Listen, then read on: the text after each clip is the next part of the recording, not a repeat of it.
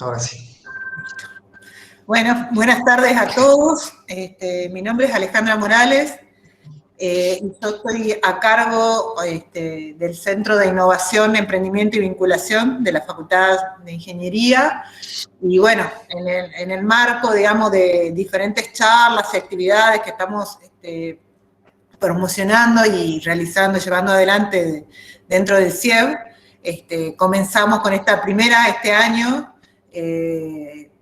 Por parte de nuestro disertante va a ser Matías Molina. Matías es lo conocemos desde que éramos estudiantes y cuando vio, digamos, que la facu, bueno, venía siendo la facu, digamos, por las redes, qué sé yo, bueno, se acercó a la facultad. Él ya les contará su historia, supongo, vino para acá, estuvimos charlando sobre su experiencia laboral. Y la verdad que se enmarca dentro de los objetivos de este centro de innovación, digamos, el trabajo que él realiza. Él es un emprendedor, trabajó en diferentes proyectos de desarrollo de software, en Siemens, fue gerente de tecnología de software de Santa Fe, creó grupo GTUG, grupo de usuarios de tecnología de Google. Trabajó en un proyecto spin-off con la Universidad de Nebraska. También ha trabajado como en Globan, ya les va a contar él bien todos los proyectos. Tiene un vasto currículum, así que bueno, no me quiero olvidar de todo. En el proyecto ARA de Google Cloud, CTO en Justin Motion, también en otra startup, desarrolló aplicaciones, bueno, en diferentes empresas y startups y spin-off. Así que bueno, lo dejo con Matías, que le va a contar más de su experiencia y de lo que tiene que ver con TensorFlow y la formación, digamos, del grupo Oro Verde de TensorFlow. Hola, bueno, yo voy a cambiar Gracias, Alejandra, primero de todo, gracias a la facultad por darme este espacio. Me parece muy bueno y muy importante contar con el espacio. Creo que es algo que por ahí se le está dando más importancia ahora a todo lo que es emprendedores y me parece que es una forma muy buena de articular todo lo que se genera en la facultad, tratando de llevarlo con la industria a productos finales y crear, por ejemplo, empresas nuevas, interesantes en la región, ¿no? Que abre también la posibilidad de trabajar en todo lo que se estudia en la facultad. Está muy bueno poder desarrollar en el mundo laboral lo que se ve en la facu. Yo no los voy a aburrir con todo mi currículo o con mi experiencia, sí lo que voy a contar es un poco ¿por qué estoy acá? Porque en el pasado sí trabajé en desarrollo de software en distintas empresas, distintas posiciones, y en un momento me acerqué a Google porque también me ofrecieron apoyo para empezar a dar charlas y organizar este tipo de eventos donde la idea es conseguir un orador que generalmente es uno más del grupo, que lo que hace es que estudie un poco más de un tema o está trabajando en un tema y comparte la experiencia. Entonces, es muy enriquecedor porque uno crece escuchando las experiencias de otro que está trabajando sobre el mismo tema, que resolvió algún problema que uno puede llegar a tener, se entera de nuevas herramientas, de cómo se utilizan y las puede adoptar. Y creo que es un círculo virtuoso que ayuda a distintos actores, porque me imagino que en la audiencia tenemos investigadores, que creo que son lo que hacen, yo digo, me paro sobre los hombros de un gigante, porque lo que yo hago trato de llevar el trabajo por ejemplo, de investigadores que desarrollan distintos modelos de Machine Learning a una aplicación concreta, con un deadline para un producto, con cierta cantidad de horas, con ciertos requerimientos, con ciertas restricciones. Yo lo que hago es, mi trabajo, lo que voy a tratar de contarles hoy es cómo hago para tratar de llevar eso de alguna manera a la práctica. Esa sería la experiencia que les voy a contar. Seguramente hay mucha gente en la audiencia que sabe un montón más que yo de ciertos temas. Si fuera presencial, yo les diría, bueno, que me interrumpan y que cuenten un poco más del tema o que expandan, porque de eso se trata el grupo, de crear un ambiente donde podamos compartir experiencia. Pero la idea también es usar un lenguaje que pueda ir le pueda llegar a interesar la experiencia de un investigador hasta, por ejemplo, un estudiante, algún recién graduado que quiere, o alguien que está interesado en comenzar a utilizar estas herramientas. Me voy a ir un poquito a la presentación. Me dicen si se está viendo, creo que sí. Bueno, la idea es darle el puntapié a este grupo de TensorFlow. TensorFlow es una herramienta de Google que ahora les voy a contar un poquito más, que sirve para justamente Machine Learning.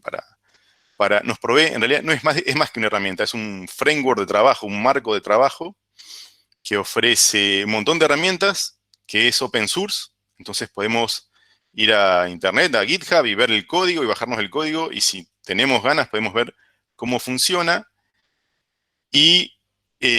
o directamente lo podemos utilizar, y tiene un montón de herramientas accesorias que sirven para evaluar cómo va aprendiendo un modelo de Machine Learning, cuáles son los resultados, para exportar e importar datos en formatos más convenientes, para una vez que tenemos un modelo, optimizarlo, desplegarlo en un hardware específico.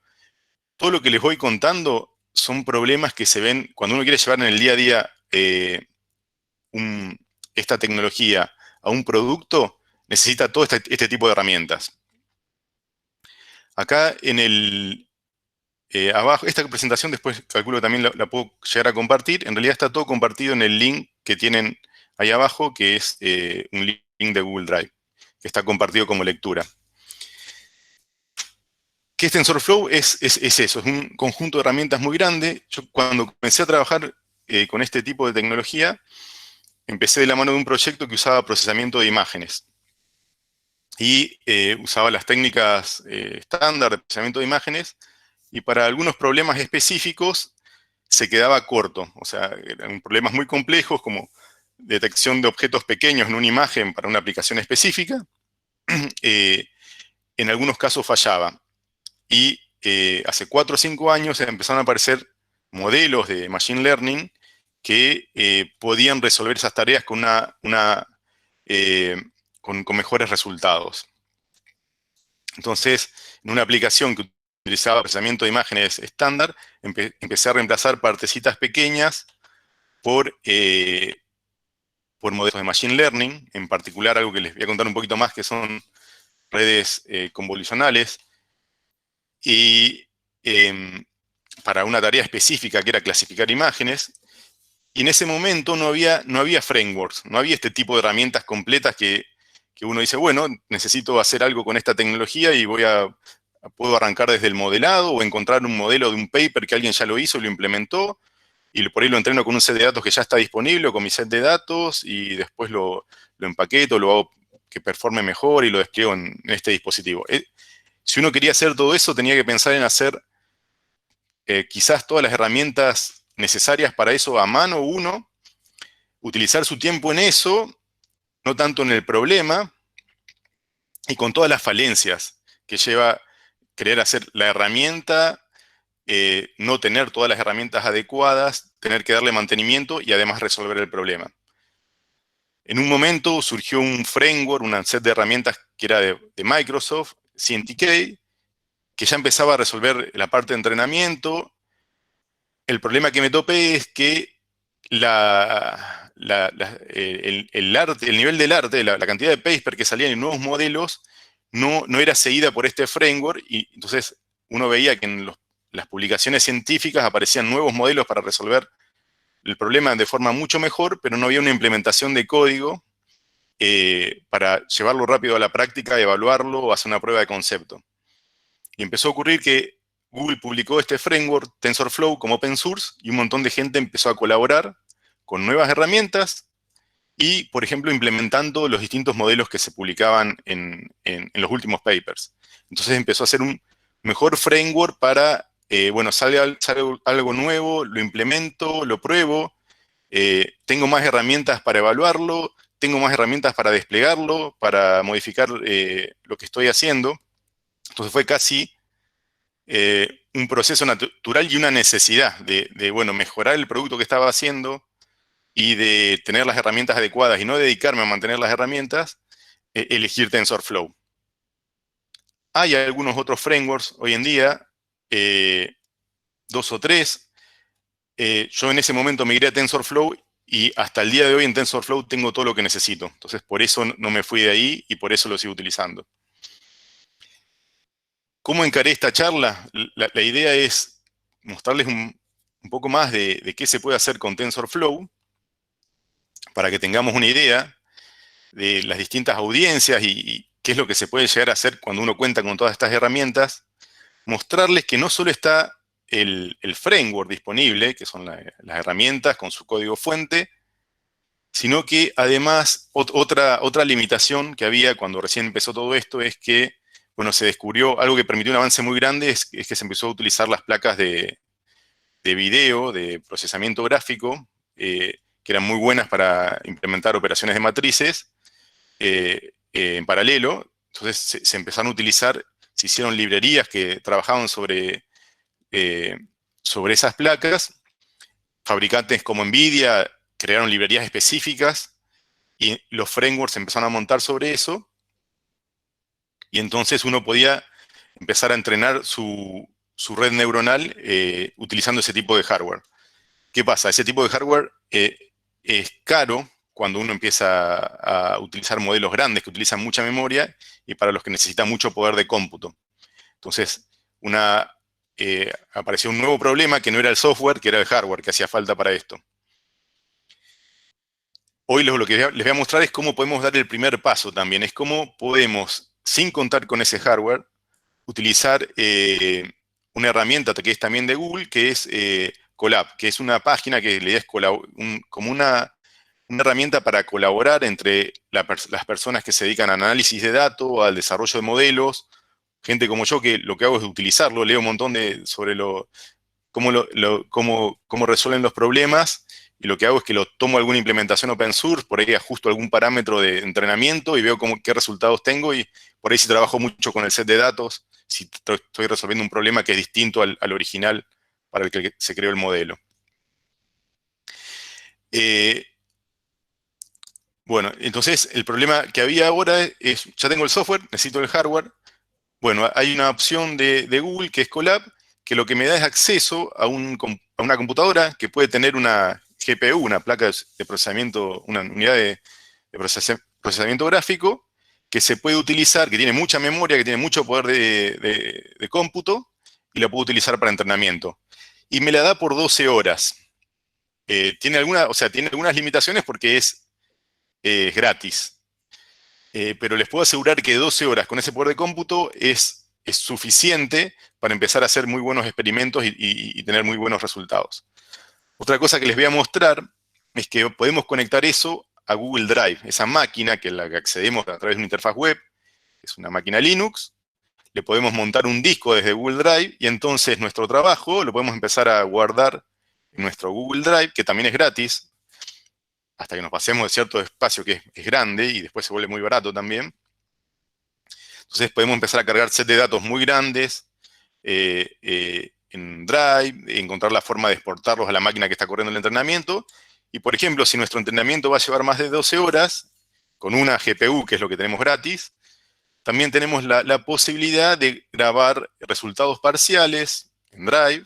Y si, bueno, se nos corta la máquina, porque pasaron 12 horas, después podemos retomar el entrenamiento desde el punto en donde íbamos. Entonces, a fin de cuentas, con un poco de paciencia, podemos incluso entrenar un modelo complejo.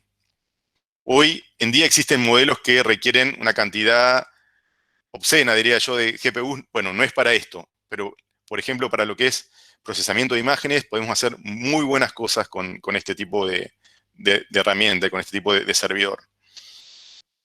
Les paso un videito la idea es contarles un poco qué es TensorFlow, las distintas herramientas que hay, cómo se usa Colab, ver algunos ejemplos simples y esto tratar de enmarcarlo en, bueno, ¿cómo hacemos, por ejemplo, una prueba de concepto que sea detectar la posición del cuerpo, esto es las articulaciones, las muñecas, los codos, hombros, cabeza, y cómo le damos un uso práctico, que a mí se me ocurrió en este caso, una pequeña ayuda en un ejercicio de rehabilitación.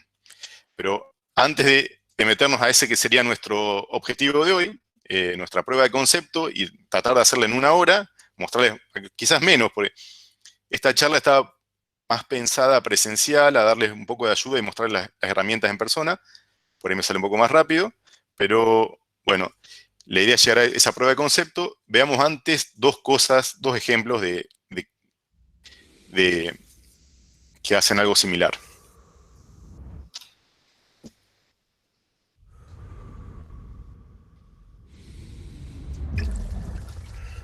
Sound analysis is used in so many fields,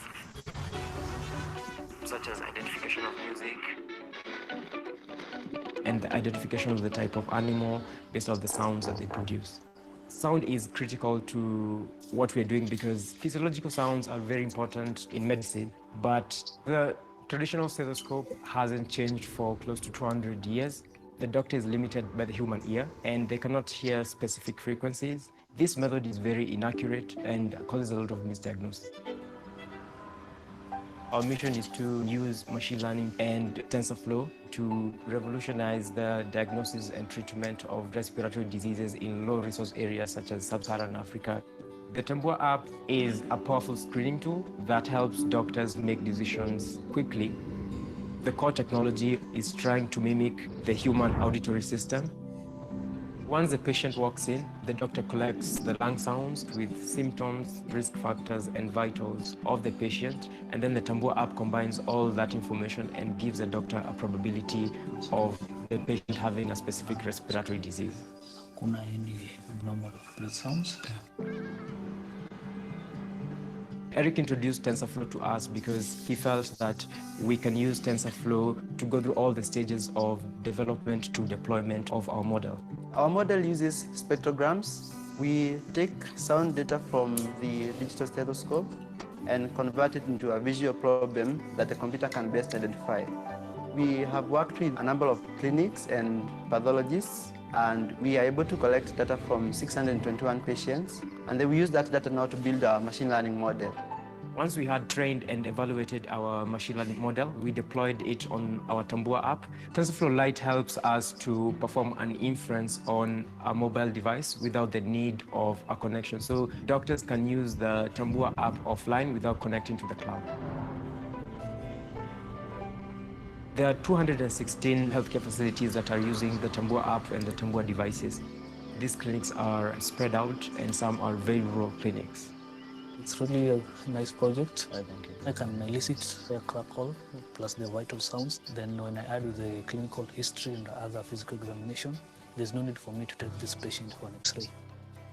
Misdiagnosis, which is one of the problems leading to deaths in Kenya, is really creating a menace. Tambua is helping me. It shows me even the things that I would have missed in case I had the traditional way of doing it.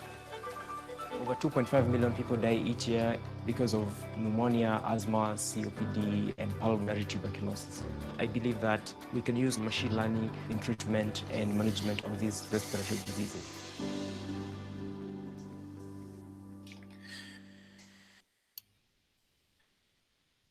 Estoy tratando de salir perdón, lo estoy pasando nuevamente.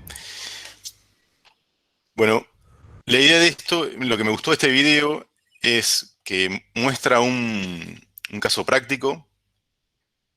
Digo similar a lo que vamos a hacer porque parten con otro tipo de modelo, de entrenar un modelo, van mostrando, en un momento muestran una de las herramientas que es TensorBoard, que lo que permite es ver cómo va progresando el entrenamiento, que permite evaluar nuestro modelo. Después hablan de TensorLite.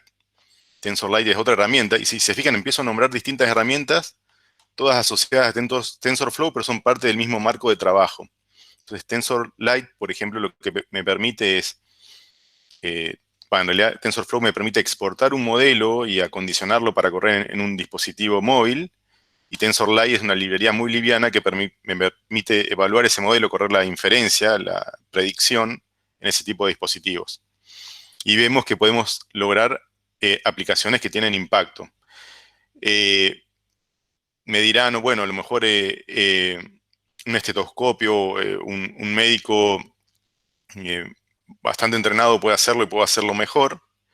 Yo veo que un montón de aplicaciones de Machine Learning lo que permiten es, de alguna forma, nivelar la calidad del diagnóstico. O sea, hay médicos que realmente muy bien entrenados pueden ser igual o mejor que los resultados que se obtienen. Hoy en día en algunas aplicaciones específicas se consigue superar al médico en cuando se realiza diagnóstico, pero la idea es nivelar. Si en una región tengo, por ejemplo, un médico de familia que no es especialista en determinada patología, proveerle una herramienta para nivelar al nivel de diagnóstico de alguien, de un experto, si es posible. Y les paso un videito más y nos metemos en lo que es la charla de hoy, que es analizar la pose, a ver cómo podemos hacer algo similar a lo que estamos viendo en los videos, pero en base a detectar la posición de las articulaciones en el cuerpo humano.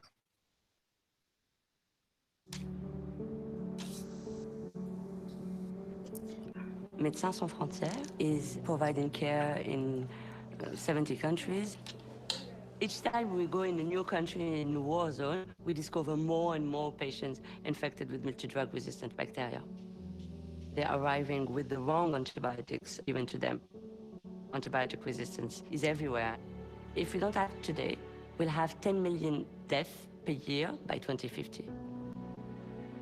Once you identify that there is a bacteria, you do multiple tests to know which type of bacteria it is, and then you test the sensitivity of several antibiotics in order to identify the most effective one. There is an additional step that is the interpretation of those results. In the majority of the countries where we work, there is a lack of microbiologists and human resources to do this interpretation step. Anwar, he is 10-year-old and his injury was a bullet. It exploded inside his leg. He has very resistant type of infection. We are the last hope for Anwar. I thought AI might be one of the solutions to this problem. We developed an application to help lab technicians to interpret the results of diagnosis tests only using their mobile phones. We're using TensorFlow, computer vision, and machine learning to detect interactions happening between the bacteria and antibiotics based on an uploaded image of the petri dish. Our goal is not to replace the lab technicians. The app is really meant to support them in doing their diagnosis test, whilst always keeping a human in the loop. We managed to train a model within a matter of days using Keras and 15,000 anonymized pictures of diagnosis tests. The API was super expressive and it was surprisingly really quick and easy to achieve. We are deploying the app using TensorFlow Lite so it can be used offline on any range of mobile devices in all of our clinics. Today we have a prototype. We've got a responsibility to make the diagnostic test available, easy, affordable, all over the world. I'm excited because for me this application can be a game changer that's going to help millions and millions of people. For Anwar, there is one antibiotic suitable for this infection. I think this app, it will solve many problems everywhere in the world.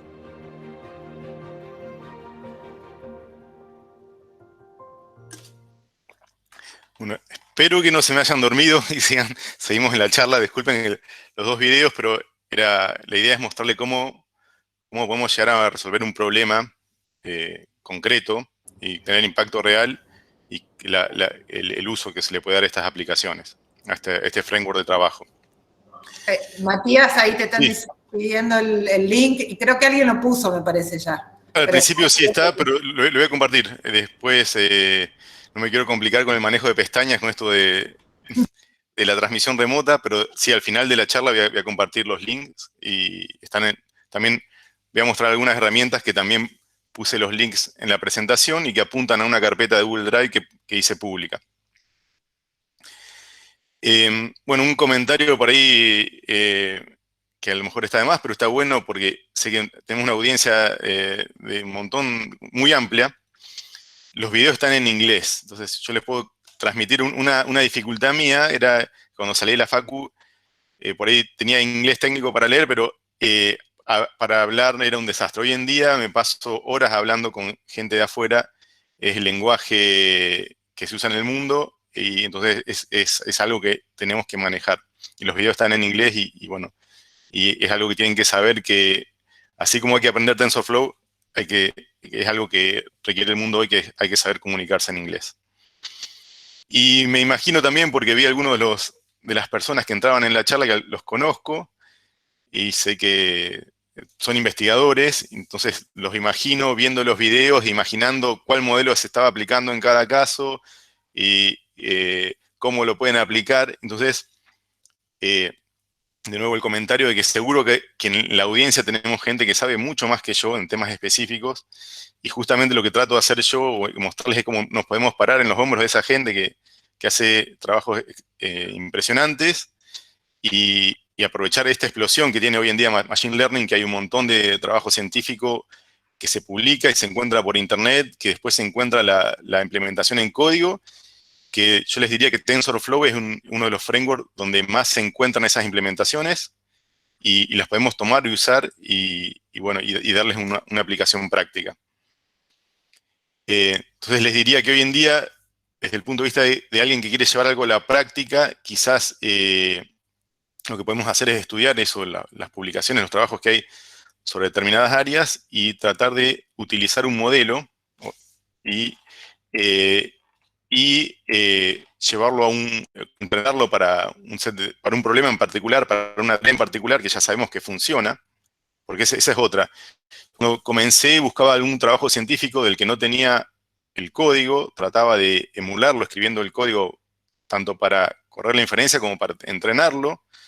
Ahí ya metía cierto nivel de error.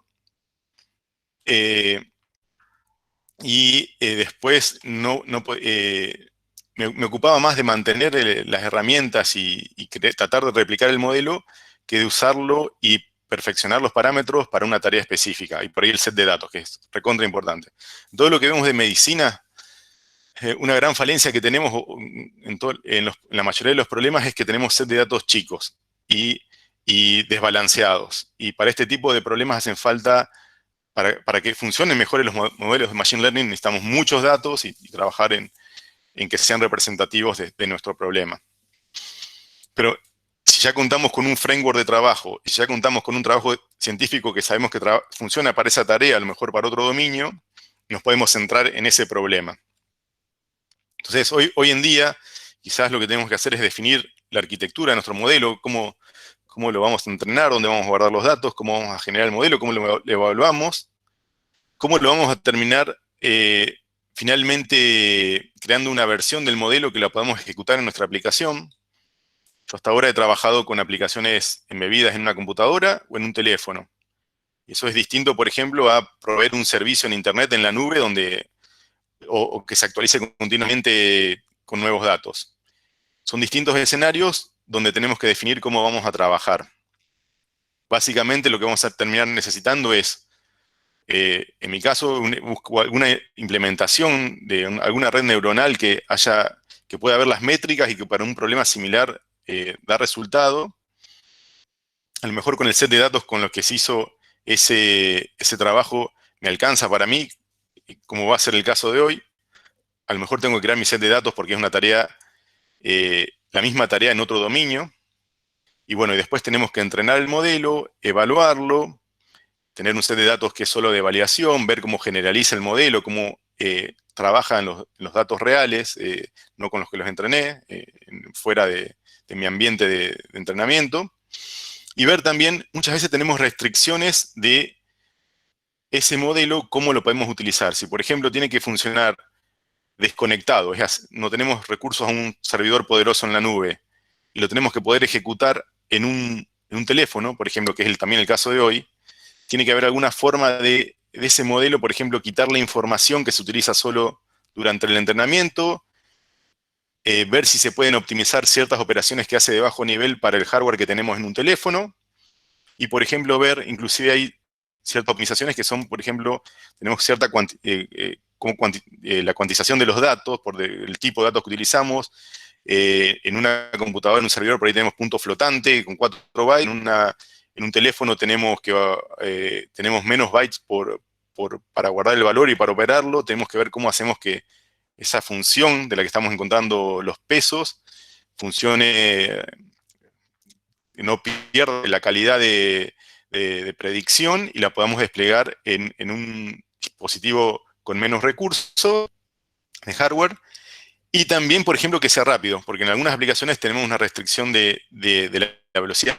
En la que vamos a ver hoy, tenemos esa restricción, porque si vamos a tratar de hacer una aplicación, la aplicación de hoy es tratar de ver cómo una persona realiza una actividad, un ejercicio de rehabilitación y darle cierto feedback. Hoy por hoy, con la pandemia que tenemos, esa aplicación que antes podría ser un caso de uso más ideal que práctico, hoy se vuelve algo necesario, todo lo que son servicios en el hogar, servicios o asistencia en el hogar. Pero si a una persona le damos una aplicación que en el teléfono le muestra o analiza una vez por segundo o cada 5 segundos, su posición no le sirve. Entonces tenemos una restricción para llevar eso a la realidad, que es que necesitamos que, por ejemplo, nuestra inferencia corra cerca de tiempo real o en tiempo real. Entonces, todas esas restricciones o decisiones nos toman a ver qué modelo, qué paper me sirve, qué trabajo me sirve, qué modelo me sirve, cómo lo puedo entrenar, ya está entrenado, cómo lo despliego y cómo lo utilizo. La primera parte, que es cómo lo puedo entrenar, cómo puedo probarlo, cómo puedo hacer primero una prueba de conceptos con los mismos. Yo lo que hago es arranco una prueba de concepto con los mismos datos del paper y veo si puedo reproducir los resultados del paper. De esa forma sé que puedo detectar problemas en mi marco de trabajo que son propios de cómo lo implementé y no del modelo en sí, no de los datos, no de los parámetros que elegí. O sea, el primer paso es tratar de reproducir los resultados del paper o aproximarme. Bueno, muchos papers, inclusive cuando publican los tiempos de inferencia, la velocidad que alcanzan, describen que la GPU con la que trabajan. Tenemos esta herramienta que es Colab. Voy a tratar de abrirla y se me va a ir a otra pestaña, así que voy a dejar de compartir la presentación y voy a compartir todo mi escritorio.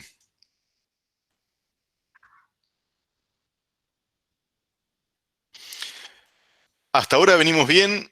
¿Me van siguiendo? ¿Alguna pregunta? Es un poco más difícil hacer esto virtual sin ver las caras. Bien, Matías. Bueno, voy a tratar de mostrarles de qué se trata Colab. Primero les voy a mostrar, esta es una carpeta. Esta es la carpeta que compartí en Google Drive. Google Drive es como un disco local virtual en la nube. Entonces yo agarré y compartí una carpeta, y en esta carpeta tengo ciertos tipos de archivos que son Colab.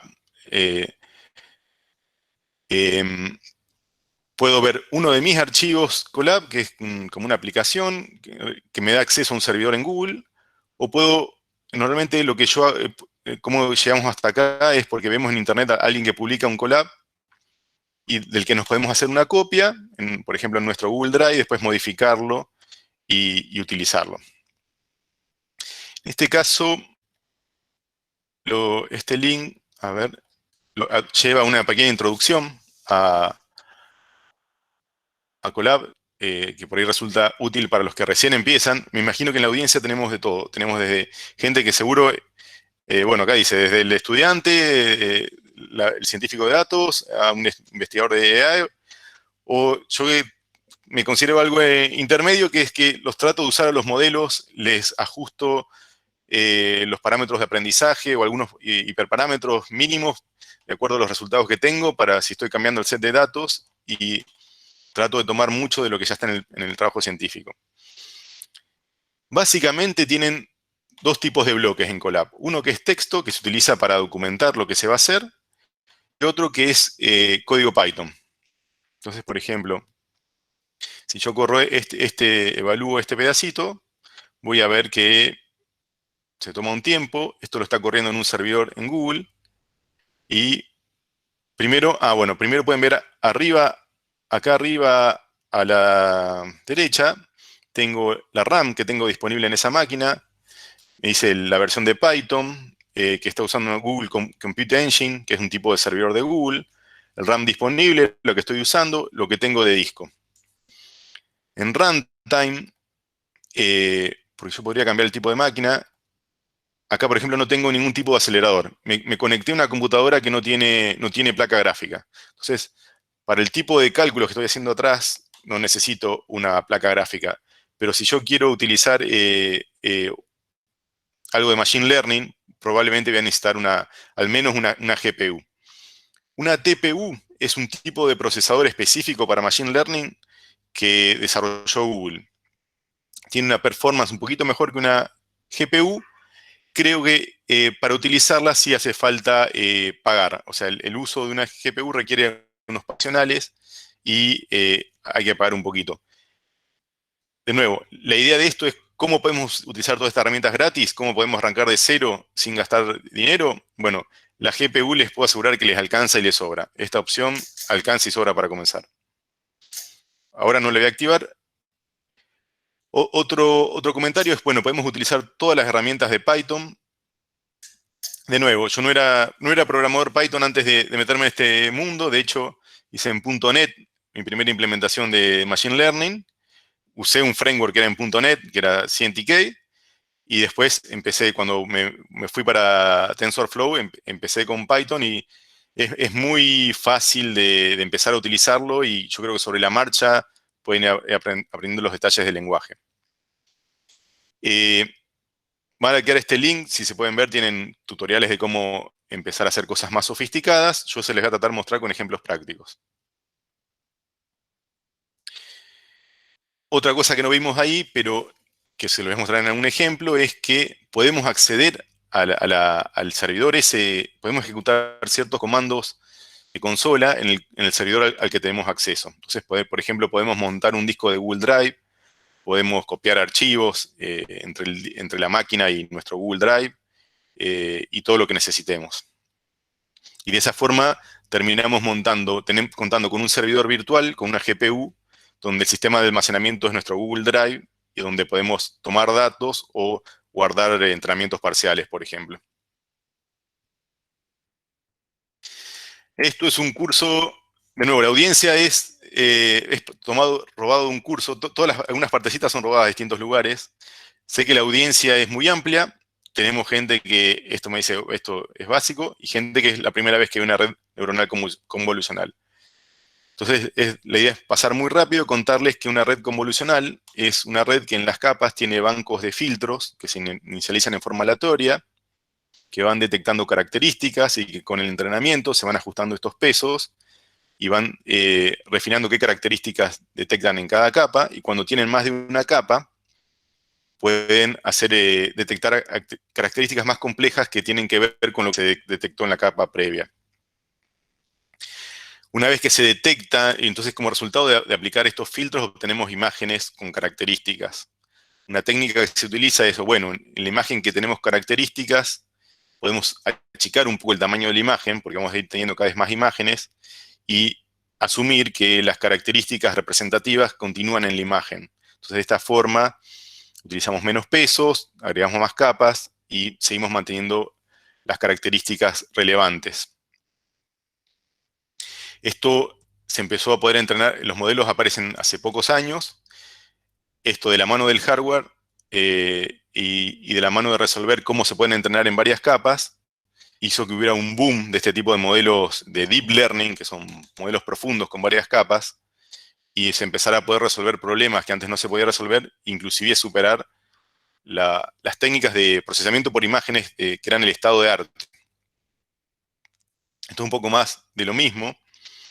Se entrena con propagación de gradiente, los valores de los filtros, y normalmente se pone a la salida de estas capas convolucionales, se ponen capas que están totalmente conectadas para, por ejemplo, predecir categorías de imágenes. Esto es una bota, esto es una remera, en este caso. Y lo que hacemos durante el entrenamiento es que ajustamos justamente los pesos de la capa totalmente conectada y los pesos del banco de filtros que producen estas características que finalmente clasifica, por ejemplo, la red totalmente conectada. Este proceso sería la extracción de características. Este es un ejemplo. Acá se utiliza Keras. Keras lo mencionaron en el segundo video. Perdón. Keras es un API en Python de un poco más alto nivel. ¿Qué sería más alto nivel? Que con muy pocas líneas nos permite, por ejemplo, modelar una red neuronal. En este caso, una red neuronal con 2 capas de convolución, max pooling, eso que decíamos para ajustar la imagen, achicar la imagen. 2 veces también a la salida de cada capa convolucional. Max pooling es, por ejemplo, un cuadrado de 2×2, obtiene el máximo valor y dice, este es el valor representativo de este cuadrado y pasa a ser 1, nada más, un píxel. Y después dos capas totalmente conectadas que, por ejemplo, las podemos utilizar para clasificación. Entonces, por ejemplo, podríamos clasificar, cuando tenemos 2 capas, a lo mejor la red puede inferir mayores características. Por ejemplo, si tiene 2 mangas, a lo mejor la segunda capa puede distinguir si son 2 mangas cortas o mangas largas, entonces podemos saber si es una remera o una camisa. Es un ejemplo abstracto, pero la realidad es esa. Y bueno, Keras vuelvo un poquito, es una forma de modelar algo que por debajo se puede implementar o ejecutar con TensorFlow. Es como una librería un poquito más alto nivel. Con el código de TensorFlow esto lleva un poco más de líneas. Y la otra ventaja de Keras es que si en algún momento, por algún motivo, me quiero ir a otro framework, que no sea TensorFlow, puedo reutilizar bastante parte del código. Me abstrae de cuál es el framework que estoy usando un poco por debajo. Bueno, les voy a mostrar esto. Ya vimos cómo es una red convolucional. Ahora, ¿qué tal si la red convolucional, además, en el caso, por ejemplo, de esta red convolucional, pudiera detectar el bounding box, la región donde tengo objetos y clasificarlos, como en este caso. En este caso no se llega a ver, está muy chiquito, pero está clasificando si es un barrilete, un kitesurf en este caso, una persona. Para la persona vemos encima que de alguna forma está detectando la pose y la está dibujando. Voy a abrir este ejemplo, lo tengo acá. Es parte de Google, y le voy a mostrar rápido cómo hace la inferencia. No voy a mostrar el entrenamiento. ¿Cómo hago para obtenerlo sin hacerle entrenamiento? Bueno, porque hay repositorios de estos modelos que uno los puede conectar, bajarse, utilizar el modelo ya entrenado y ver cómo funciona para su problema, si el dominio es el mismo. Y a lo mejor, si nuestro problema es ligeramente distinto, podemos reutilizar gran parte del modelo, todas las primeras capas convolucionales, y por ahí cambiar las últimas capas que son de clasificación, o una de las últimas capas. Esto se llama Transfer Learning, que está muy bueno porque podemos asumir que el modelo aprendió un montón de características de objetos. De estas líneas, estas formas definen tal categoría. Y va a ser un aprendizaje que va a servir también para nuestro dominio, pero nosotros queremos clasificar cierto tipo específico de objetos, o detectar en este caso cierto tipo específico de objetos. Podemos borrarle las últimas capas a la red neuronal y reentrenar solo eso. En este caso ni siquiera vamos a hacer eso. Vamos a correrla. Entonces, primer paso, me fijo que para esto necesito una GPU. Ya la tengo. No estoy conectado, me conecto. Estoy reservando un servidor en Google.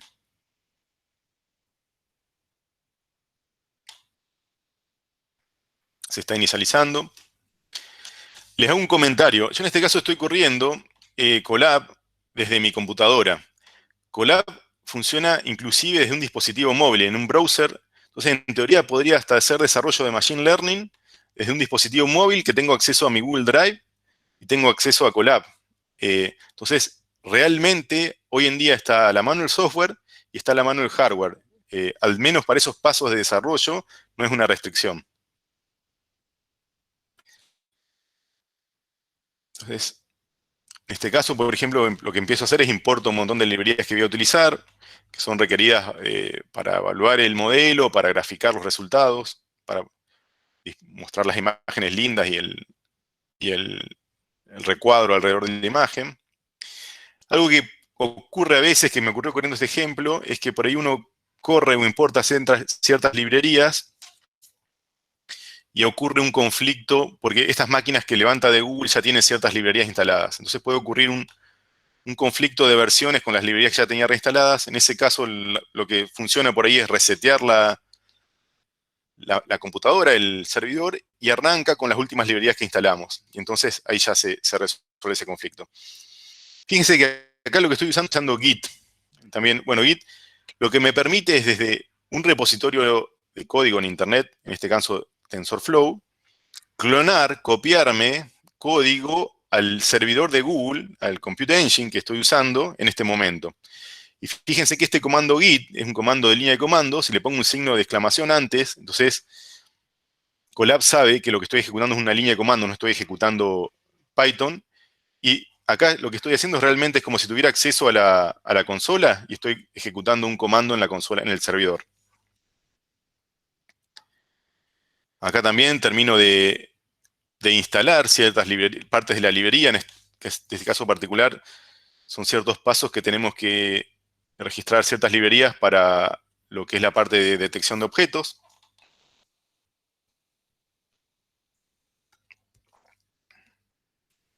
Voy un poquito rápido, pero la idea es que quiero mostrarles un poco de qué se trata Colab y después vamos derecho a lo de detección de pose y tratamos de resolver un problema concreto. Pero esto es para ver cómo funciona Colab. Bueno, acá parece que instaló todo bien, todo bien, todo bien. Y acá tengo los errores esos que les decía, que ciertas librerías son incompatibles. A ver qué pasa si reinicio la... No importa.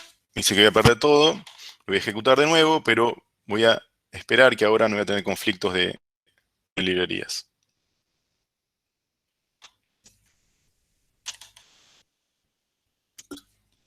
Y terminó.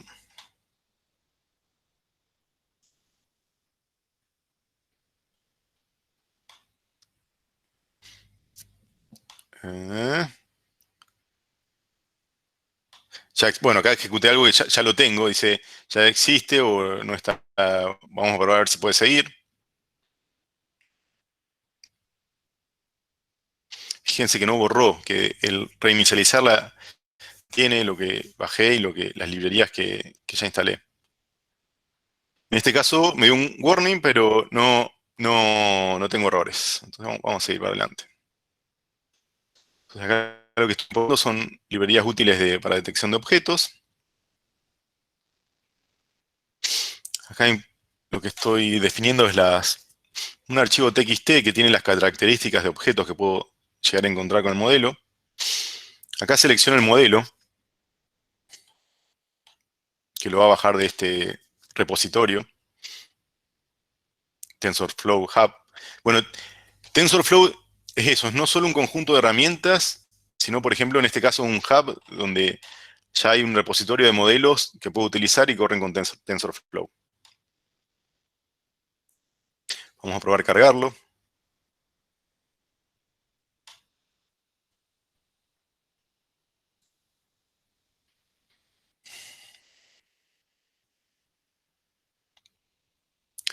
Esto lleva un poco de tiempo porque, bueno, esto está ejecutándose realmente acá. Lo que vemos es la salida de ejecutar esto en el servidor. Estamos cargando el modelo. Todavía se sigue ejecutando.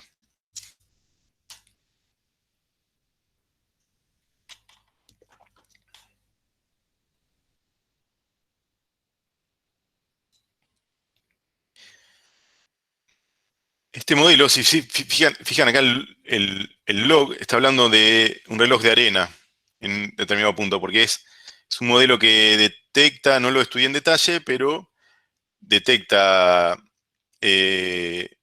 objetos y además si encuentra la posición dentro del objeto, asume que también detecta las posiciones de las articulaciones. Con ese modelo, con el reloj de arena, que es uno de los que vamos a ver. Bueno, acá hay una imagen de una playa esto me permite hacer ciertas pruebas como rotarlas, convertirlas a escala de gris y ver si cambia un poco el resultado. Es un poco amplio tratar de abarcar todo, pero bueno, en este caso, por ejemplo, algo falló. No sé, puede fallar, a ver. No estoy teniendo perdón, esta es la... No, ahí solo cargué la imagen. Falló. Dije falló porque no veía ninguna detección. Ahora lo que voy a hacer es voy a correr la inferencia. En ese modelo, a ver. Matías, ¿puedo preguntarte algo?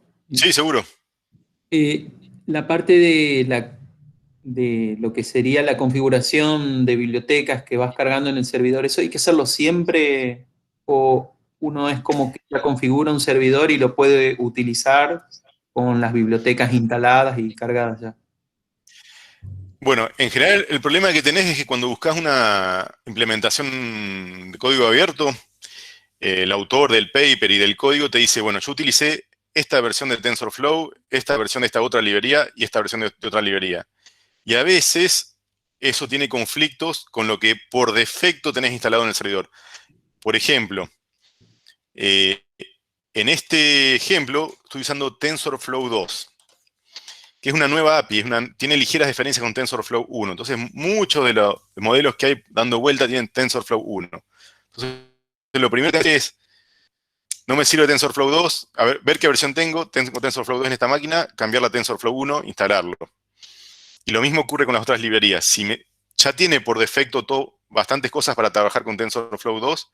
En este caso, por ejemplo, para detección de objetos tuve que agregar, y para mostrar los resultados tuve que agregar cosas adicionales. Entonces, si tenés cosas que te pueden llegar a servir, por ahí tenés que cambiar la versión, por ahí tenés que instalar cosas adicionales. Y a veces es un dolor de cabeza, pero sería el mismo dolor de cabeza que tendrías en tu máquina. Bueno, eso, hacer compatibles todas las versiones. Se entiende, perfecto. Gracias. A ver si puedo mostrar la imagen. Bueno, y acá está la detección, que está detectando distintos tipos de objetos. Para las personas está detectando además la posición de algunas articulaciones o puntos y está clasificando en categorías de objetos. Entonces, para ver rápido cómo funciona algo paso a paso en Colab. Terminamos, no entrenamos la red, sino que simplemente cargamos todo lo necesario, las librerías necesarias para correr la inferencia de detección de objetos, buscamos un modelo en el repositorio de modelos y lo corrimos con una imagen. Todo esto desde esta interfaz gráfica que nos da acceso a un servidor de Google. Volvamos un poquito a la presentación. Yo por ahí lo que elegí hoy, voy a ir un poco más rápido, ya veo que ya pasó una hora, entonces voy a ir un poquito más rápido. Inspirado en los dos videos, dije, bueno, tratemos de mostrar, resolver, por ejemplo, un problema que es complejo, que es cómo detectamos la pose del cuerpo humano. Las articulaciones muchas veces no son visibles. La idea es lograr hacer esto con un dispositivo móvil. Puede haber oclusión, esto puede ser que alguna articulación esté oculta, tapada por algo, y eso dificulta relacionar las distintas partes y obtener la posición. Si lo vamos a utilizar en un dispositivo móvil, no sabemos en qué condiciones de iluminación, con qué ropa, el aspecto de la persona, la altura, las proporciones, vamos a tener un rango de variación importante. Entonces vamos a ver, la idea es contarle por arriba, por ejemplo, siguiendo esta mecánica de, bueno, voy y busco a ver qué trabajo científico produjo un avance importante. En realidad tres arquitecturas, pero de estas dos les voy a mostrar una implementación, cómo voy y busco la implementación en Internet, cómo me la llevo a Colab, cómo la puedo entrenar y cómo la puedo usar. Les voy a dejar los links, les voy a tratar de mostrar los pasos o las ideas rápido. Bueno, esta de las Pose Machine, lo que hace es que utiliza concatena máquinas de pose, que se cuentan con un modelo de cálculo de características. Las características, ¿se acuerdan que era esto que obteníamos con las redes neuronales convolucionales? Seguido un modelo de predicción. El modelo de predicción en este caso lo que hace como salida es un mapa de calor. Este tipo de arquitectura, la ventaja que tiene sobre las anteriores es que se puede entrenar de punta a punta con los mecanismos de entrenamiento de Machine Learning. Y al ser distintas máquinas secuenciales, lo que van haciendo es que toman la salida de la parte anterior más la imagen de entrada. Entonces la entrada de la siguiente etapa va a ser la imagen más el mapa de calor de la etapa anterior, y eso ayuda a refinar la predicción. Y encuentra relaciones y ayuda a que la red infiera las relaciones entre las distintas articulaciones espaciales, en forma espacial. Esa forma es implícita, o sea, una mano está cerca del codo, está cerca de los hombros, está cerca de la cabeza, están conectados.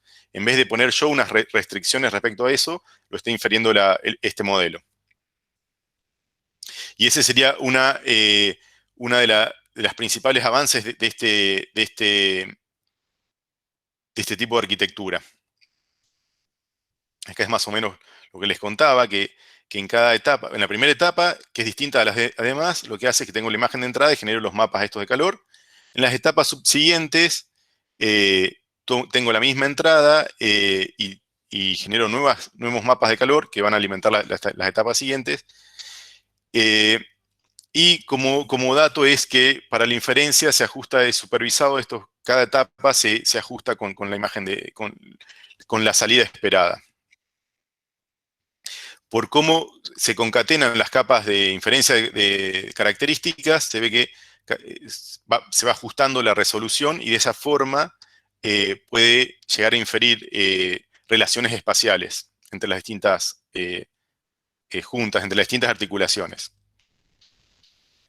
Siempre consta de más de 2 etapas, o sea, al menos tenemos una etapa inicial que genera solo la imagen principal y genera los mapas de calor, al menos dos etapas que toman estos mapas de calor más la imagen inicial y refinan la predicción. Y bueno, durante el entrenamiento se hace esto que les contaba, que es una supervisión intermedia.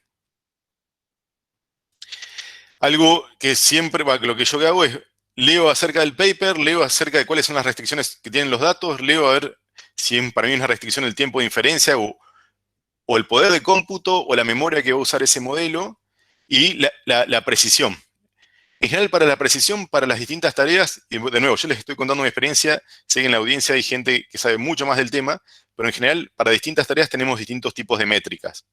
En este caso, por ejemplo, la métrica es el porcentaje de puntos correctos con un threshold, con un umbral, que está relacionado por la distancia del enlace de hueso-cabeza. Entonces, en base a la distancia de ese enlace, de detección de ese enlace, se define un umbral con el que se mide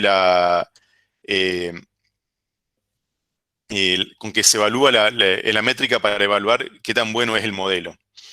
Si queremos comparar 2 modelos, tenemos que usar la misma métrica. Y bueno, y la métrica nos da una idea de cuán bueno es el modelo. En este caso está bueno también ver que es la métrica sobre un set de datos específico, que también eso es importante. Hay otro modelo, después de ese modelo surge un modelo que mejora todavía un poquito más. Y cuando digo mejora, es que utiliza más o menos los mismos tiempos, tiene más o menos las mismas necesidades de hardware, y por ahí mejora la precisión. Entonces, mejora el estado del arte, mejora el modelo anterior porque logra mejores resultados con las mismas restricciones que ya venía teniendo.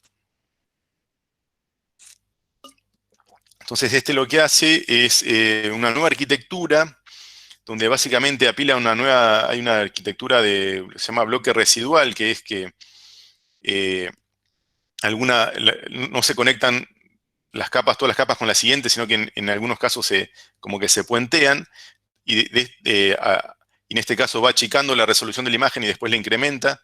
Es una forma de obtener las características más relevantes, pero además, si la función que estamos tratando de aproximar es simple, hay un problema que tiene que ver con que el gradiente, estas capas se entrenan trasladando el gradiente de error. Si tengo muchas capas, ese gradiente termina siendo muy chiquito por la cuantización, por la capacidad de tipo de datos que estoy utilizando, y en algunos momentos, y en algún punto puede ser saturar, puede impedir el aprendizaje de la red. Entonces, se inventaron distintas técnicas, esta es una con bloques residuales, para permitir ese entrenamiento de muchas capas, y además, en este caso, para capturar la información a distintas escalas. ¿Qué es lo que me fijo yo? Este modelo también es con supervisión intermedia, o sea, tengo que presentar los resultados en las capas intermedias, y puedo pensar también que cada bloque como que resuelve una parte del problema, y entre todos es una composición que resuelve el problema de detectar todas las articulaciones. Entonces, yo lo que puedo hacer es que vengo acá y me fijo que utilizan el mismo set de datos, y las métricas son ligeramente superiores al modelo anterior. Entonces, Si ya tenía una aplicación andando con el otro modelo, probablemente es el momento de migrar a este modelo y empezar a utilizarlo. Esto lo voy a decir muy rápido, pero veíamos que los bloques intermedios que utilizo, las redes neuronales convolucionales que detectan las características, hay un tipo de, también una mejora que lo que hace es, en vez de funcionar como funcionaban las redes convolucionales estándar, que por cada canal de datos de entrada me generaban un... perdón, esto es... Sí.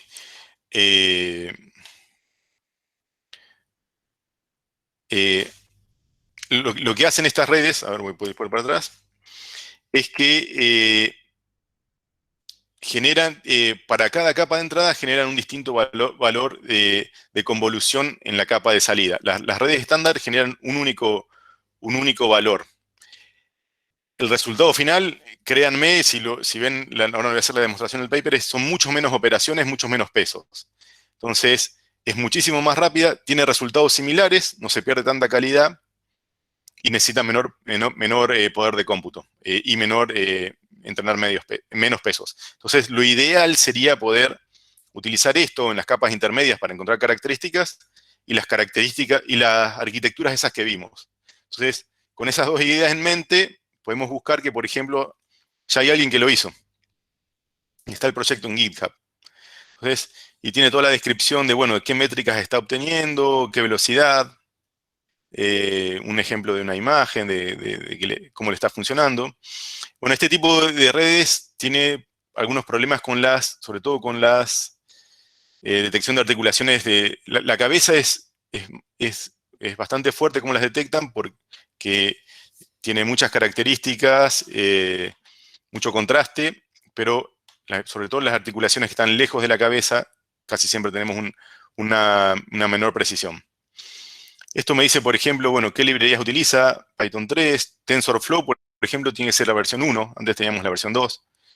Me dice cómo obtener el set de datos, en qué archivo tiene las configuraciones de entrenamiento, por ejemplo, la cantidad de iteraciones, normalmente también podemos ajustar el número de imágenes que está procesando por iteración,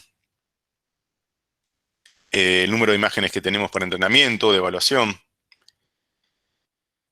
Y por ejemplo, no tiene cómo entrenarlo en Colab. Entonces, bueno, esto que vemos es una gráfica en TensorFlow, TensorBoard, de cómo va convergiendo la red mientras la entrenamos.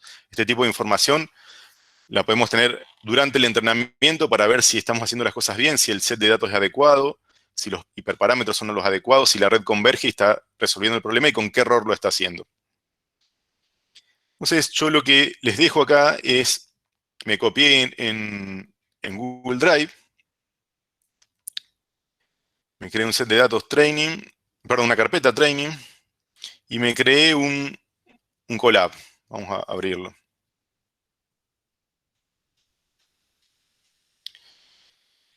Entonces los dejo. Y en el Colab lo que hice fue, básicamente, me fijé cómo eran los pasos para obtener el set de datos. La primera parte del código es para montar mi Google Drive dentro de la máquina que está corriendo Colab. Entonces de ahí en más puedo utilizarlo como una carpeta más de la máquina que tiene Colab y mover cosas o trabajar sobre mi carpeta de Drive.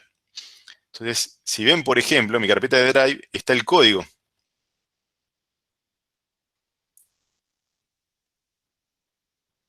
Y está el set de datos por ahí. Creo que está por acá.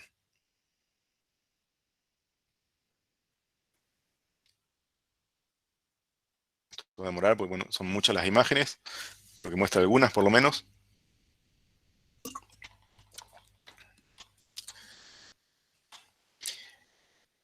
En este caso, bueno, tengo muchas imágenes. En este caso lo puede procesar. Lo óptimo sería no leerlo directamente desde Google Drive, encontrar la forma de copiar los datos a la máquina local, que el servidor que está corriendo el entrenamiento, y procesarlos y usarlos desde ahí. TensorFlow tiene formatos además para optimizar cómo guarda las imágenes y meterlas todas en un solo archivo o en varios archivos, pero no un archivo por imagen. Pero en este caso es así y funciona. Entonces acá está un poquito el código, cómo hago para me bajo desde el sitio oficial. Si se fijan, el set de datos es el mismo que veíamos en las métricas. Entonces, los resultados van a ser comparables con los del artículo científico. Bueno, acá básicamente lo que hago es el código para bajarme en la máquina de Colab los datos, que en realidad indirectamente lo está bajando mi Google Drive. Entonces, y después tengo otro script. Yo digo script, pero es un Colab que lo que hace es que se baja el código del repositorio en GitHub. Bueno, acá por ejemplo veo que lo que les decía, qué versión de TensorFlow tengo, si hace falta la cambio. Esto pueden encontrar varios ejemplos. En el momento que corrí esto era la versión 1. Ahora la por defecto es la versión 2. Entonces tienen que acá hacer unos trucos que es cambiarla e instalar la versión que necesitan. Bueno, acá estoy montando de nuevo el disco de Drive, que lo monté en el Colab anterior y puse todo mi Drive, lo usé con una máquina. Ahora hago lo mismo. Y después instalo las dependencias, lo que les contaba. Acá hay una forma de correr TensorBoard en Colab. TensorBoard es una herramienta web. Y hay unos trucos para terminar ejecutándolo en el servidor y accederlo desde afuera, que parecería una restricción en Colab, pero se puede hacer. Y entonces de esa forma voy a poder ver el progreso del entrenamiento. Y finalmente, no me acuerdo dónde estaba ejecutando finalmente acá, fíjense que estoy ejecutando.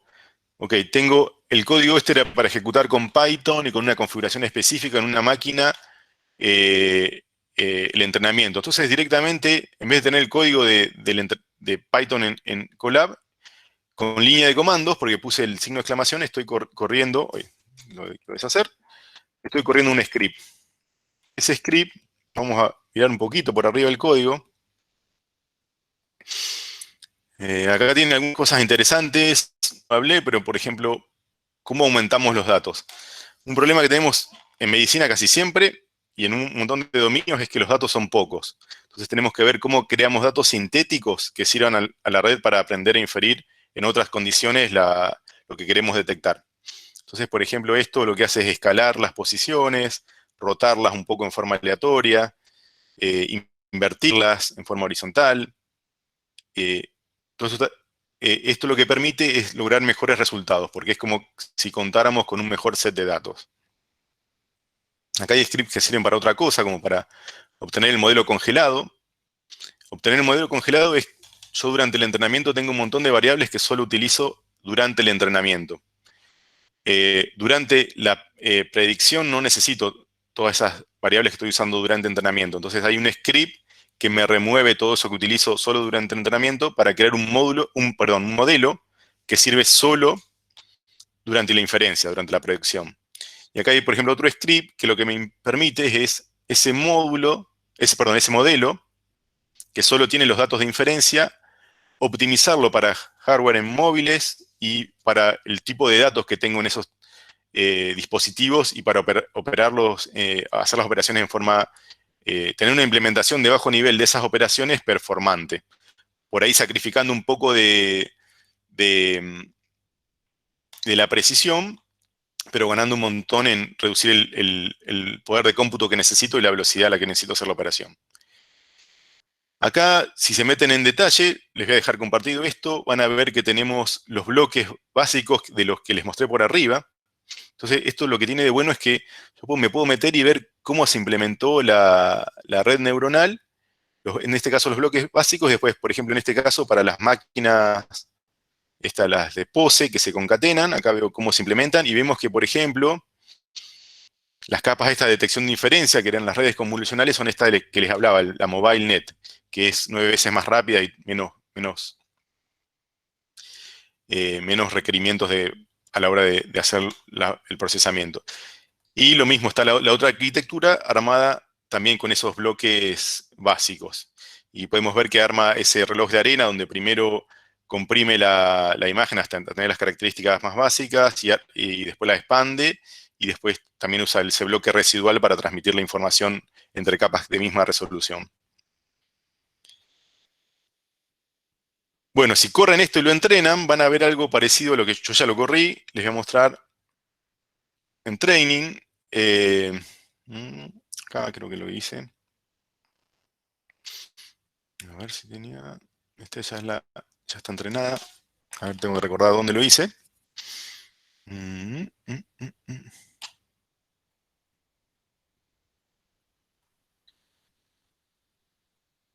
Esto ya es el modelo final. Ah, bueno, a ver, no. Acá lo que vamos a ver son archivos que son el modelo que estoy entrenando en... el número es el número de iteración. Entonces, ven cómo voy guardando un snapshot, una foto, a distintos niveles de entrenamiento. Entonces, si me pasa algo como lo que me puede ocurrir en Colab, que es que se me terminan las 12 horas de entrenamiento, me queda una foto del modelo en ese momento y puedo continuar el entrenamiento a partir de ese punto. Entonces, hasta la restricción que tengo, que es que tengo una GPU poderosa, pero solo por 12 horas, lo puedo llegar a resolver en forma gratuita. O sea, tengo el drive, puedo correr los scripts en una máquina con una GPU. A lo mejor tengo que hacerlo varias veces, pero me puedo arreglar sin tener que tener yo esa computadora. Les dejo compartida la carpeta y el proyecto original. Y ahora lo que les voy a mostrar es, yo tengo un celu que es un Xiaomi 8 Pro, que me salió unos $300 y pico hace un año. Cómo corre ese modelo que acabamos de ver el código. Vamos a ver si se ve un poquito más. Es un video muy cortito. Podemos ver que sigue las articulaciones, que salta un poco entre frame y frame, porque es buena la detección, pero no es perfecta. Entonces, la velocidad es buena. Podríamos pensar después, si hacemos, cómo podemos, para utilizar, o qué problemas podemos resolver con ese tipo de detección, pero a lo mejor nos quedamos cortos para lo que queremos hacer. Entonces, estoy quedando sin tiempo, creí que iba a terminar más rápido. ¿Cómo lo podemos mejorar? Hay un nuevo modelo desarrollado por Google, LacePost, que básicamente lo que hace es que a lo que veníamos detectando, que terminamos en la articulación de muñecas y tobillos, le agrega detección de puntos en la mano y puntos en los pies. Y eso le permite a la red inferir mucho mejor cuál es la pose, cuál es la posición. Porque estamos agregando grados de restricción a cuál puede ser la pose. En total esta red detecta 33 puntos. Voy a ir un poquito rápido porque les dejo esto. Básicamente cómo funciona. Primero detecta la cabeza. Primero detecta una región de interés donde está el humano al que hay que detectarle la pose. Esto lo hace nada más que la primera vez en el primer frame. En base a eso luego corre los siguientes pasos de detección. Y lo que hace es que en los siguientes frames toma la detección inicial de la región de interés y la ajusta. Pero no corre la detección de región de interés que corrió al inicializarse. Entonces, de esa manera hace el gasto de detectar la región de interés solo una vez. Y asume que la persona no se va a estar moviendo a una distancia importante. O sea, va a estar más o menos en el mismo lugar, solo va a cambiar la pose. ¿Cómo funciona esto? Lo primero que detecta es la cabeza. La cabeza es muy robusta la detección, es una señal muy fuerte, tiene alto contraste, pequeñas variaciones, a diferencia de las otras articulaciones, y en base a eso detecta dos puntos virtuales, uno en el centro de la persona y otro arriba de la cabeza, que definen un círculo que permite inferir estos dos puntos virtuales, la cabeza, la rotación de la persona y más o menos la escala en la que está la persona en la imagen. En base a eso se corre otro paso en la cadena, en el pipeline, en la secuencia de predicción, que es una arquitectura diferente. De esta no hay una implementación open source, está la documentación, está el paper, pero que básicamente lo que hace es que también captura a distintas, estima mediante mapas de calor, entrena la columna central y la columna de la izquierda, y después para la predicción final lo que está entrenando es una regresión. No tengo los detalles, no tengo el código, vi el paper por arriba, les conté un poco más del otro. ¿Pero por qué? Porque con este podemos ir derecho a utilizarlo. No tenemos un ejemplo de los datos, no tenemos un ejemplo de la implementación, pero la buena noticia es que es parte de un repositorio un poco más avanzado de Google, que no solo publica los modelos, como el Hub que habíamos visto donde nos bajamos el modelo, sino que publica, vamos a buscar,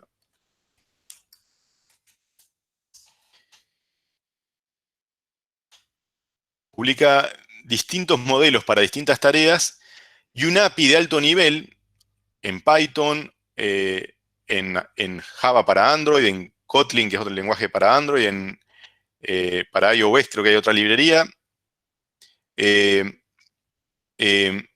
Publica directamente un API de alto nivel que, perdón, que lo que nos ahorra es, primero, contamos con el modelo. El modelo es el estado del arte. No tenemos que ni entrenarlo, ni exportarlo, ni evaluarlo. Asumimos que funciona como el estado de arte, como lo que publica el paper. No tenemos que escribir el código, que no es de tanto bajo nivel, pero interactuar con TensorFlow Lite, que si piensan cuando escriben el código para TensorFlow Lite, lo que terminan haciendo es, bueno, obtienen la salida de una red neuronal y después esos valores de alguna forma les dan forma con código de algo más amigable para el programador. Bueno, esto ya directamente tiene un API arriba que nos devuelve resultados en forma amigable para el programador. Y lo mejor de todo es que da un ejemplo para Android. En el otro caso, en el proyecto open source que les mostré, también hay una aplicación de Android donde van a ver cómo interactúan a bajo nivel con TensorFlow Lite y de esa manera procesan por ejemplo, las posiciones. En este caso, ya tenemos una API de alto nivel y una aplicación de ejemplo que nos sirve para arrancar. Si me bajo una aplicación de Android, se puede compilar con Android Studio. Me lo puedo bajar, lo puedo compilar, la puedo correr, la puedo desplegar en mi teléfono. Yo lo que hice fue que hice justamente eso. Y perdón, vamos a hablar algo más. Tiene inclusive ejemplos de cómo clasificar la pose, cómo hacer algunas pruebas en Colab. Algo importante es que esta red neuronal trabaja muy bien en distintas orientaciones. Esa es la gran ventaja respecto a la anterior. O sea, no solo detecta puntos en la mano y en los pies que ayudan a mejorar la inferencia, sino que, por ejemplo, funciona con una flexión de brazos. Esto gracias al pipeline ese que tiene, que uno de los primeros pasos que tiene es detectar la orientación del cuerpo. Esto es una sentadilla, es como lo que queremos ver. Matías. Sí. Matías, ahí hay una pregunta, digamos, para que no se nos pase, de uno de los chicos en el chat. Dice que cómo evalúa el dataset, que sea suficiente, si el dataset es suficiente, y si puede, cómo saber si a simple vista si hay un error de detección debido al tamaño del dataset o a la red utilizada. Bueno, en este caso yo lo que utilicé, por ejemplo, el dataset. Bueno, el dataset siempre es un problema complejo cuando uno quiere resolver un problema muy específico, una tarea para la que, por ejemplo, no fue desarrollado el paper. En este caso yo estoy usando, en el código que les dejo, utiliza el mismo dataset del paper. Entonces, si tengo un problema, es en la implementación de la red. En este caso, bueno, también tomé una implementación que ya me está publicando sus resultados. Entonces lo que tengo que hacer es correr el entrenamiento por mi cuenta y ver si estoy llegando a los mismos resultados o si hay algo ahí en el medio que hay distinto. ¿Y cuál es la última pregunta? Eso serían más o menos los datos. Si ¿Cómo, ya cómo tengo... cómo evalúa el dataset si es suficiente y si puede, y cómo saber a simple vista si hay un error de detección debido al tamaño del dataset? Eso era la pregunta. Bueno, el dataset tenemos que ver respecto al tamaño, es un poco... Bueno, la idea de este grupo es justamente dar pie a nuevas charlas, pero creo que básicamente si es muy chico el dataset, no vas a poder generalizar. Entonces el problema que vas a tener es que la red va a sobreaprender esas poses muy chicas, un conjunto de posiciones determinado, por ejemplo, siempre estar parado y levantar un brazo. Y va a ser buenísimo como detecta eso. Pero el día que tenga una nueva pose no la va a saber detectar. Entonces, veíamos que cómo se detecta la métrica que teníamos. Teníamos una distancia de cada junta a un determinado threshold, a un umbral, la distancia de error. Entonces vamos a tener, cuando sabemos que el error pasa, esa métrica está mal, esa es una detección errónea. Esa sería la forma que tenemos de saber. Y entonces, ¿y cómo hacemos para saber eso si está relacionado con nuestro set de datos? Primero, si el set de datos está muy mal, la red ni siquiera converge. Y después, normalmente lo que hacemos es que contamos con un set de datos de validación, con el que vemos que también generaliza. En este caso, yo no tengo todos esos problemas en el ejemplo, porque utilizo una arquitectura conocida, un set de datos conocido, y sé a qué métricas tengo que llegar. Entonces, simplemente tengo que buscar qué estoy haciendo mal, pero sé que eso funciona. No tengo el problema de no saber si la arquitectura es correcta para el problema o si el set de datos no es correcto. Y bueno, ¿y cómo sé si funciona o no? Evaluando la métrica particular que se utiliza en cada tarea. Van a ver que para distintas tareas hay distintas métricas. En este caso, esta que veían en los papers es específica de la pose. No sé si respondí más o menos, pero ese sería mi... Ahí le preguntamos a Felipe, que preguntó, que nos diga si dice que sí. Bueno, este es el ejemplo de la aplicación y quería ver por ahí una partecita, esta clasificación de poses. Acá tiene una parte, no la estoy encontrando rápido, dice cómo se calculan los ángulos en Android. Entonces yo me copié esta pequeña parte del código. Primero corrí la aplicación de ejemplo. Esta es la aplicación de ejemplo. Y veo que funciona bastante bien, mejor que la otra. No tiene ese temblor en la detección de articulaciones. En un día, la remera es verde, el fondo es verde, está detectando muy bien. Estoy viendo que detecta más puntos, detecta en las manos y en los pies. Entonces, ¿qué hice? Me copié, bueno, dije, bueno, vamos a tratar de utilizar esto para un ejercicio de rehabilitación. Tomé como ejercicio de rehabilitación la sentadilla, que es un ejercicio de fortalecimiento prácticamente para todo el cuerpo, y que puede utilizarse, por ejemplo, en rehabilitación de una intervención quirúrgica del ligamento cruzado anterior. Puede utilizarse en más situaciones. Pero, por ejemplo, algo muy importante, bueno, durante la rehabilitación hay que realizar de forma correcta los ejercicios. Podemos hacer dos cosas, por ejemplo, con esta prueba de concepto. Podríamos contar las repeticiones y ver que efectivamente se realizan los ejercicios, y podríamos tratar de corregir todos los errores conocidos. En este caso, simplemente uno que es si tenemos al paciente de frente, que no tiene que flexionar las rodillas hacia adentro. Entonces, no resolví todo completo, sino simplemente muestro el ángulo de las rodillas. El código que tenemos acá lo que hace es que si el ángulo se pasa de 180, va de 0 a 180. Hace falta un poquito de lógica acá, hace falta detectar si es la pierna izquierda, la pierna derecha, y cómo medimos que el ángulo es un ángulo interior. Yo simplemente lo que hice fue que si se pasa hacia un ángulo mayor de 180, perdón, y no se llega a ver bien, pero en este caso, bueno, uno de los ángulos es mayor. O sea, podríamos sobre esa base detectar una flexión incorrecta de la rodilla y darle ese feedback al usuario, está realizando el ejercicio en forma incorrecta. Se puede contar las repeticiones, en este caso no lo tengo activado, pero fíjense que está contando, si ven abajo la leyenda, cuenta el número de repeticiones. Cuando corrí el programa no lo estaba no sé si lo estaba corriendo o no, y fíjense que está detectando que también el tipo de actividad. No me acuerdo si lo activé o no. En este caso solo quería ver el ángulo de la flexión. Entonces, por ahí fue todo muy rápido, a vuelo de pájaro, pero les estoy cumpliendo la promesa de que, o trato de cumplir la promesa de que vemos qué herramientas podemos utilizar, que es TensorFlow. Vemos cómo con esta mecánica de poder ir a buscarme un trabajo científico que publicaron los resultados y publicaron el paper, y me lo llevo a Colab y lo ejecuto y lo entreno si hace falta, y que inclusive para algunas tareas, empresas como Google están publicando ya un modelo que ya está entrenado, que ya está exportado a un dispositivo móvil, y que lo puede utilizar, que está bueno que sepa de dónde salió y cómo funciona.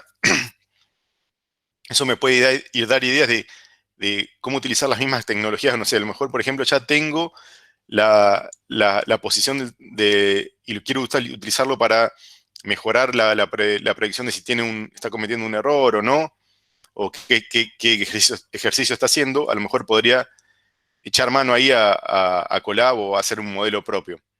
Pero también puedo directamente utilizarlo y acelerar el desarrollo.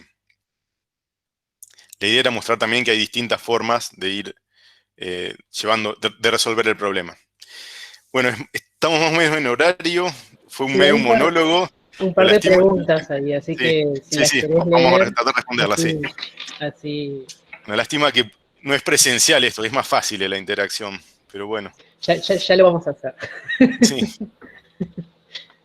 A ver, ahí Cristian dice, ¿utilizar Machine Learning sería posible para sumar poses dinámicamente?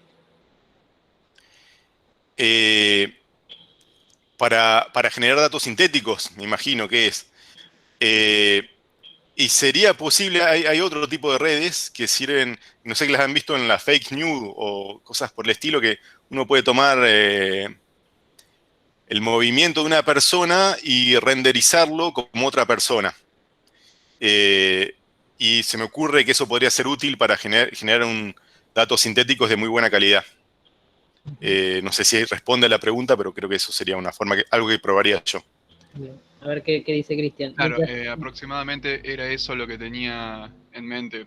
No necesariamente generar un dato preciso, sino una versión genérica y sintética para que se pueda aplicar a múltiples cuerpos. Y en ese caso, por ejemplo, vos ves los resultados, sobre todo en la fake news, y es impresionante. O sea, el nivel de datos sintéticos que se logra. De hecho, ya se utilizan también redes neuronales para detectar, o este tipo de modelos, para detectar si es real o no. Entonces, por ejemplo, se puede analizar si, por ejemplo, si cambia el color ligeramente de la piel, si está respirando. Claro, estos deepfakes que están saliendo, por ejemplo, también. Claro. Entonces, sí se puede, y creo que todo lo que sirva para aumentar el set de datos, todas las técnicas válidas de generar datos sintéticos ayuda un montón. Ahí Tomás, no sé si Tomás te querés conectar y hacer vos la pregunta. Muchas gracias por responder. Bueno, claro, gracias. Bueno, primero que nada, muy buena la presentación, de verdad que te agradezco toda la data que bajaste, está buenísima. Te quería preguntar acerca de los videos que mostrabas, la detección de la pose era en tiempo real, y si era en tiempo real. En tiempo real, con un teléfono, sí, es un teléfono real que tiene un año ya, y de rango medio, diría yo, es un Xiaomi 8 Pro. ¿Y a qué FPS te lo renderizaba? Tengo que ver, ahí está acá, mira. No lo veo. Perdón, dice latencia 47 milisegundos por cuadro. El detector, la latencia son 42 milisegundos por cuadro. Esos son como... Sería el tiempo que lleva la detección. Por segundo, más o menos. Sí. Es amigable, es usable en ese teléfono. Sí. Ok, perfecto. Gracias. Bueno, la idea también del grupo es continuar. Sé que hay gente que hace trabajos súper interesantes y está en la audiencia, invitarlos a si quieren ayudar a colaborar, a dar nuevas charlas. Contar cómo es la idea del grupo y cómo se formaría, digamos. Claro, la idea del grupo es tratar de seguir en contacto. Por ahí presencial era un poco más fácil porque uno se ve, intercambia opiniones, mail, se sigue. Bueno, la idea es, veremos cómo seguir en contacto y tratar de organizar una nueva charla, por ahí para dentro de 3 meses, y desde ya los invito a que, aunque sea una charla de 5 minutos, yo estoy trabajando en esto, me animo a contar 5 minutos en que estoy trabajando, lo sumemos, porque eso va a enriquecer. La idea es compartir experiencia con los distintos niveles, los distintos actores. O sea, un estudiante que está arrancando en la tesis a hacer algo, un investigador que lleva mucho tiempo trabajando, que nos puede compartir un montón de información, a los distintos actores, aunque sea con 5 minutos, media hora, si se quiere animar charla completa, abrirle la agenda y que se pongan en contacto. Y bueno, y también la idea sería proponer algún tema nuevo. Yo voy a tratar de proponer algún nuevo tema nuevo para darle continuidad al grupo. Pero la idea es que si hay algún orador que se anime, lo hagamos mucho más interesante y demos más de una charla. En vez de una charla larga como la mía y unipersonal, por ahí damos más charlas más cortitas, donde cada uno cuenta una cosa distinta y lo hacemos mucho más atractivo. Creo que la idea va a ser anunciar cuándo podría ser la misma charla, la mismo tipo de charla o reunión en 3 meses, me parece un tiempo razonable. Y si alguien se anima en 1 mes y medio, así tenemos algo de anticipación. Y si yo me animo a dar esta charla, por favor pónganse en contacto. Voy a agregar mi mail a la presentación y nos vamos poniendo de acuerdo y damos más de una charla la próxima vez. Esa es la idea, compartir información y experiencia. No sé si hay algún comentario más. Y bueno, todo esto hacerlo en el marco de la facultad. Gracias a la facultad nuevamente, gracias a Diego Campana, el decano, que abrió la oportunidad de dar esta charla, y al centro de, me van a recordar, de hoy. Al CIEB, vamos a decirle al CIEB. Al CIEB. Bueno, ¿y qué es el CIEB, Alejandra? Centro de Innovación, Emprendimiento y Vinculación. Claro, la idea es cuando sean presenciales hacerlo en ese ámbito y sumar un poco actividades a ese centro. Bueno, gracias Matías por compartir tu experiencia y por traer, digamos, esta propuesta. La verdad que está buenísimo. Me parece que está bueno que se arme el grupo. Así que, bueno, y veo ahí colegas que, o sea, no los veo, pero los veo conectados, digamos que hace mucho tiempo que no los veíamos. Les mando un saludo a todos, bueno, a todos los que estuvieron presencial también. Así que, bueno, les transmito el saludo del decano también para estar en una reunión. Les transmito el saludo de parte de él para todos, él sabe, porque yo más o menos le fui mandando captura de pantalla y mostrándole quiénes estaban y cómo íbamos. Así que, bueno, gracias Matías de nuevo, y nosotros quedamos en contacto para enviarles por mail, cuando esté subido la grabación, el material que nos va a enviar Matías, y empezar a trabajar y a interactuar con él, digamos, en lo que es el grupo de TensorFlow, y bueno, y con el CIEB en todo lo que necesiten, digamos, que tenga que ver con cuestiones, digamos, de la FACU y de los intereses, de otro tipo de intereses, además de TensorFlow. Ahí Tomás pregunta si las charlas son solo de Machine Learning y de inteligencia artificial, o pueden ser de otros temas. Bueno, la idea es, por ahí compartimos un link donde hay un formulario donde pueden llenar y decirnos qué les interesa para que podamos armar este tipo de, además de estos temas, sus temas de interés, para que podamos armar este tipo de charlas también. Lo vuelvo a compartir el link así. La semana que viene empieza un curso que es para vigilancia tecnológica también, inteligencia estratégica, digamos, son distintas actividades que se van a llevar adelante en función de los requerimientos, digamos, que nos acerquen al centro. Ahí lo compartieron. Sí, yo como comentario, yo en principio voy a apoyar y voy a empujar y voy a ayudar con la parte de Machine Learning, que me siento cómodo y creo que es suficientemente amplio como para hacer varias charlas más. Y por eso, por ahora colaboro con eso, y buenísimo que el centro dé espacio para otras charlas. Buenísimo. Bueno, les mando un saludo a todos y nos vemos la próxima. Voy a dejar el contacto en la presentación. Bueno, igualmente, Matías, saludos a todos y cuídense. Gracias. Chao, nos vemos. Chao. Gracias. Chao, chao, muy buena la charla. Gracias.